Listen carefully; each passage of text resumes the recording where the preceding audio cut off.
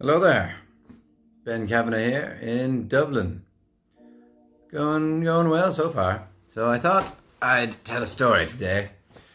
Why is the channel called Ben's 9 Lives? Because I've almost died a few times. So I think this will be the first story. Is this the most recent one? I think so. I think this is the most recent time I almost died. Almost. Was on holiday with a few friends. 3 friends in Budapest. Lovely, lovely city. Bit loud, everyone beeps. Don't know, everybody beeps. Just constant beeping. But there you go, that's what it is anyway. So we were in Budapest. It's getting late in the day. Gonna go home, back to the Airbnb and get ready to go out. Hit the town, see the sights, drink alcohol, of course. We were coming back and I specifically said I'm too lazy to walk. It wasn't even that far. That's the worst part. It wasn't even that far to walk. I was like, nah, too lazy. Don't want to do it. So we just hailed the taxi. All right. Taxi man.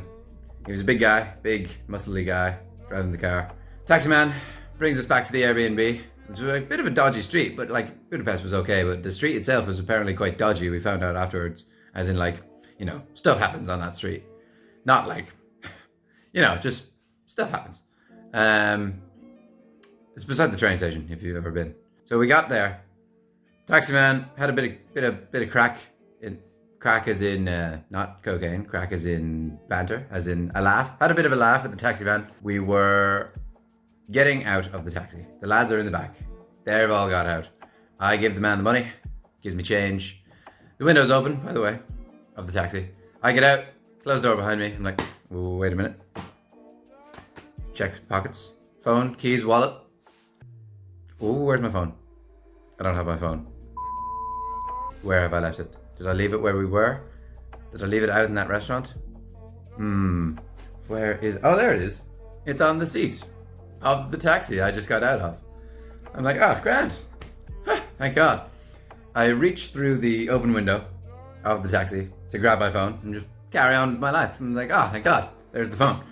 And as I'm reaching into the window, I'm reaching towards the seat where my phone is. I look up directly into the taxi man's eyes. As I'm looking up at him, I can see his eyes go from the phone to me. Now we're making direct eye contact. Both of us are staring at each other. I'm kind of very slowly reaching in. I mean, it feels everything kind of slowed down. And as he's looking into my eyes, I'm like, oh no, he's gonna do it. I could just tell the second he looked into my soul through my eyes, I knew what he was gonna do. And he just started to drive. He just shifted into gear, went. And I'm halfway into the car. So as he just goes, and I was already in, so now suddenly I'm hanging on to the outside of the window, just like, oh my God, what is happening? I remember shouting, you know, I don't remember what I was shouting specifically. It wasn't really, I think, kind of, please don't do this. But yeah, he did it. But the second he hit the accelerator, I was always going to end up the way I ended up. And I don't know how many pictures we'll be able to put on YouTube. I was almost going to say the YouTube.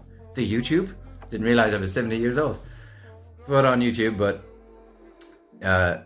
here's the result of what happened to me. So I'm hanging on as best I can because I'm like, I'm gonna get this phone. I'm not gonna lose it. He goes about 50 meters down the road so quickly. It all happened so fast. My friends got out of the taxi. They didn't even know what was happening. The last thing they heard, because they were all walking towards the Airbnb, was just the taxi wheels just spinning and he's just going. So I'm hanging on to the outside as much as I can. Get about 50 meters down the road and I can't hang on anymore. He's going way too fast. I just fall off. Can't hang on. And slide along the Budapest road on my face. And yeah, the results aren't pretty. So viewer discretion is advised. Yeah. So then that happened. He drove off. He got my phone, drove away. Very annoying. I was so angry and annoyed because I had it. I basically had the phone in my hands. I didn't touch it, but I was so close. And then he just started to drive and he looked right in my eyes. Ambulance comes. People of Budapest crowd around me. I think my friend picks me up. I can't remember if I was picked up. Did I get up myself? Can't remember. I wasn't, nothing broken. I hadn't broken any bones, which is stories for another day because I've broken 13 bones in my life. So that's a story for another day. I thought my arm was broken because I've broken enough bones, as I said, to know when something's broken. I was like, this is broken. Excellent. It wasn't, thankfully, but it wasn't good for a good few weeks afterwards. But yeah, you can't really see scars, kind of there. But considering what I was, definitely did well to not end up scarred. So anyway, people crowd around me. Not like on the road, people pick me up and I think they picked me up. Or I got up myself. I wasn't that bad, so I must have got up myself. And I just sat kind of on this thing by the road. And obviously there were a few people who saw what happened. Didn't understand what was going on, but they just saw a man being dragged by a taxi and then dragging himself along the ground by his face on the tarmac. So then they come around and be like, you okay? They're just, people who live in Hungary. So they were all very nice. Then there was one young student nurse. She really helped. Her English was quite good as well. So then the ambulance came and the police came with it because someone had called them. My friends hadn't called them. Obviously I hadn't called them because I didn't have a phone. And I didn't really want to make a fuss because I was like, the holiday was over in 2 days. We were going back home after, just the flight was in 2 days. So I was like, I don't want to make a fuss. I don't want to go to the hospital and tell them my arm is broken. Excuse me. Coronavirus. So then what happened? Ambulance comes. They put me in it. I'm like, I don't want to get in this ambulance. Not because I was afraid or anything, just because I really didn't want to have to deal with the hassle of all this nonsense. And I was in pain, but the adrenaline kind of dulled it. I wasn't too bad. And then the police were like, no, you have to get in this ambulance. I think it's they said it's against the law to not get in the ambulance. And I was like, I mean, I'm not going to argue with you on Hungarian law because you probably know more than me. But I feel like that isn't, it might be true. But yeah, they said, get in the ambulance. It's against the law not to. Take you to the hospital. It's just down the road. Your friends will follow. And then this lovely student nurse who had been helping and kind of translating, she was just watching the situation. She didn't come with the ambulance. She was just on the road at the time. So she helped translate. And then she very kindly got in the ambulance with me because obviously I don't speak whatever language they speak in Hungary. Do they speak Hungarian in Hungary? They do. They must speak Hungarian.